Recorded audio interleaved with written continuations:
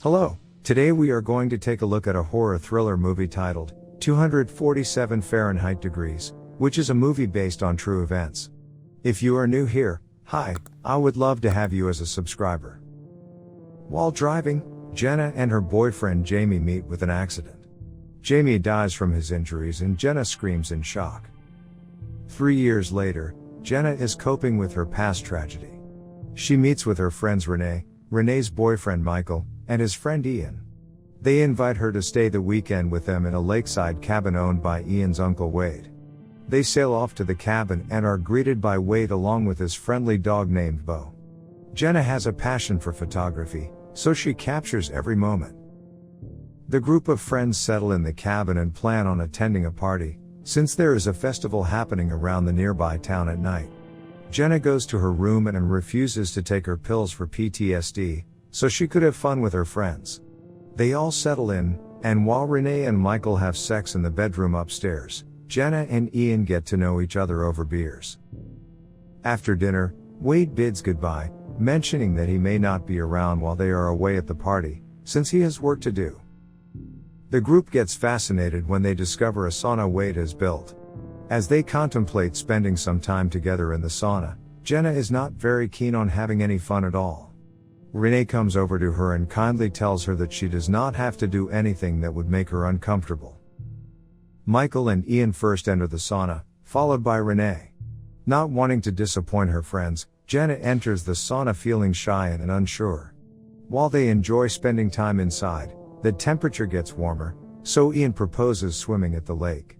They go outside, jump in the lake and swim in it. After a while, when it gets too cold outside, they all decide to head back inside the sauna, trembling in cold. Michael gets high from all the drinks and weed he had earlier, and tries to make out with Renee. But she rebuffs his sexual advances and goes inside the sauna to be with Ian and Jenna. This upsets Michael and he decides not to go in. Renee is disappointed in Michael's behavior and Jenna tries to comfort her. Suddenly, the trio hear a loud noise outside of the sauna. Assuming it's Michael, Renee says that she is so sick and tired of his drama. She calls him a kid and expresses her concern over having to take care of him all the time. Renee ultimately decides to leave the sauna, but the door is blocked from the outside. As Ian tries to open the blocked door, Jenna gets extremely frightened and starts to panic, saying she does not want to die inside the sauna. Renee assures her that nobody is going to die. Ian tries to break the door but it does not budge. The trio think it is just one of Michael's pranks since they all know he's mad at Renee, which they don't find amusing. Ian points out that there is a chance Michael might not come back for them, assuming that they had all gone to the party without him. They soon realize that they are trapped in the sauna. As the temperature continues to rise, Jenna tells them that they will soon suffer a heat stroke if they don't find a way out. They find a hidden thermostat but Ian figures out that it can only be controlled from outside. Since Ian believes it would alter the temperature, they can't risk destroying it. Then Ian gets an idea. He grabs a steaming hot rock, cools it in some water and attempts to break the small window on the door. After several tries, he breaks it open and they all take turns gasping for air as the temperature raises even higher. They see that a ladder which was nearby has fallen and it is what's blocking the door. But Renee still thinks that Michael did it on purpose to trap them inside the sauna. Ian bandages his injured hand while Jenna and Renee argue on what to do next. Ian tries to mess with a light bulb to blow up the fuse, supposing that it would put out the power and stop the heating.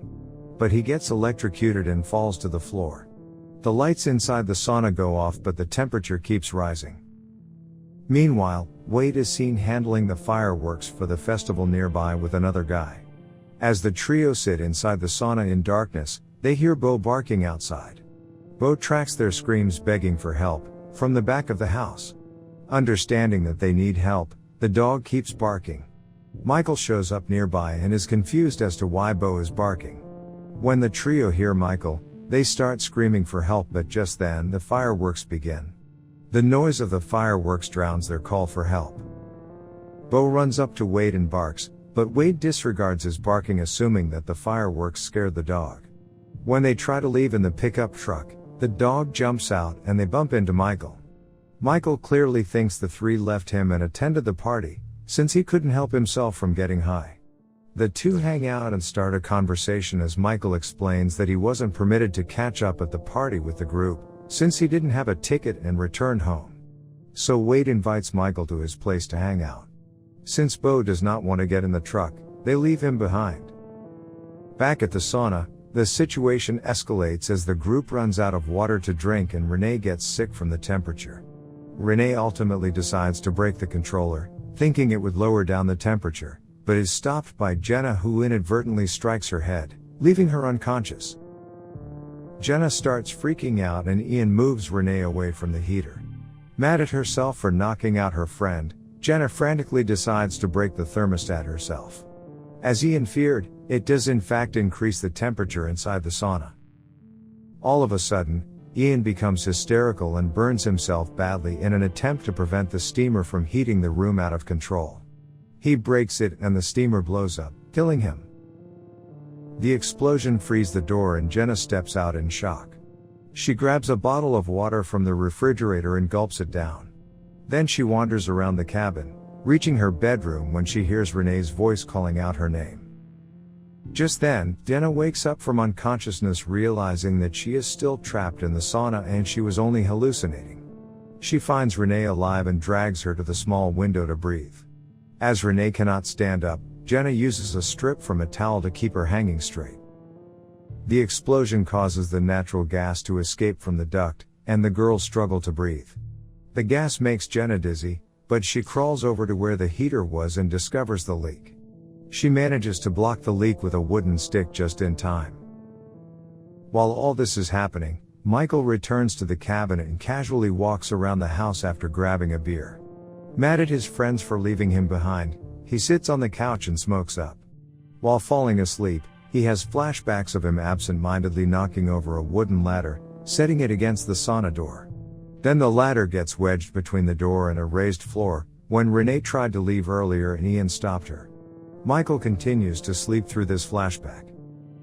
Meanwhile, Wade arrives at the cabin and discovers the two girls alive.